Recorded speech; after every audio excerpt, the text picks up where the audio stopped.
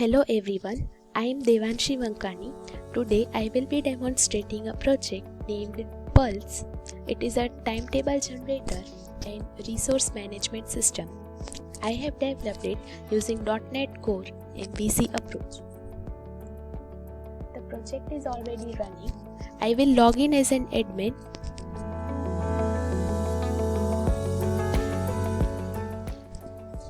So let me tell you something about my system.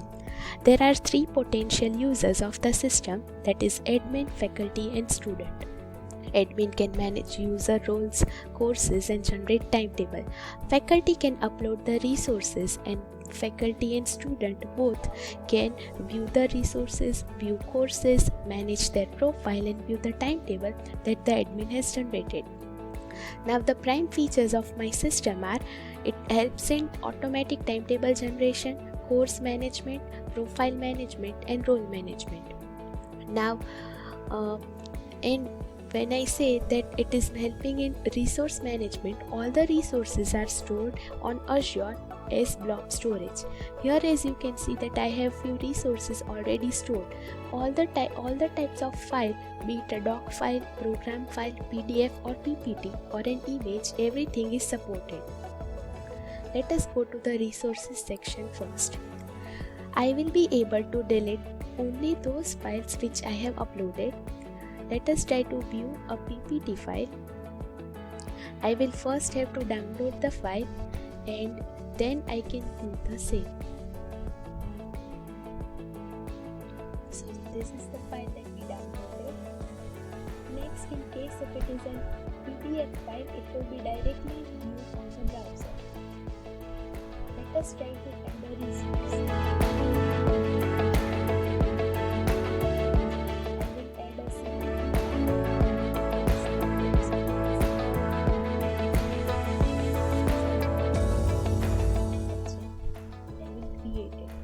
So the file that I created can be seen here in the list, and when we view the file it will be opened this way.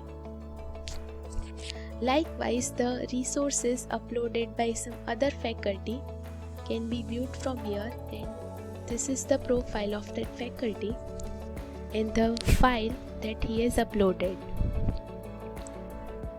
Moving on to the profile, this is the profile. Let us try to edit the profile. So I will change to edit and I will have to add password in order to save the changes. So here the changes are reflected successfully. Moving on to the role management. Only admin can manage the roles. He can either create new roles from here. Let us say test role. It will be created. Now we can see that there are no users currently available under this role. So when we see faculty, these are all the faculty members, and likewise we also have students under this role, and we have two admins as well. So this was all about role. Now going on to the course management. These are few courses that I have already added. The courses can be edited as well as deleted. Let us try to create a course. Let us say that we need 5 lectures per week, and it is for SEM for computer engineering. And since it is for SEM 4, we will require a SEM 4 faculty for that subject. So the subject is successfully added, and we can also edit the subject. Let us say that I will modify the name and change it to uppercase and save the changes. So the changes are reflected successfully as well. Going to the timetable. Now let us try to view some of the timetable that have been already generated. Say for example SEM 1 computer engineering.